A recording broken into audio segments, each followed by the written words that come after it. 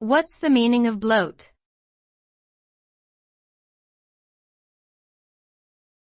Bloat.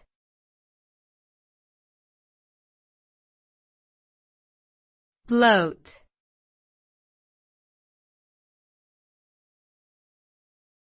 Bloat.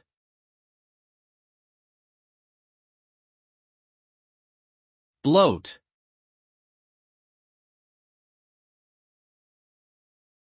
The term bloat generally refers to an excessive or unnecessary amount of something, often in the context of software or technology.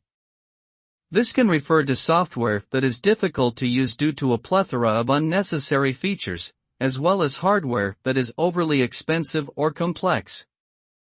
Bloat can also refer to physical symptoms, such as abdominal swelling or discomfort, often caused by excessive gas or fluid retention. Ultimately, bloat is a subjective term, and what one person may see as excessive or unnecessary may be viewed differently by another.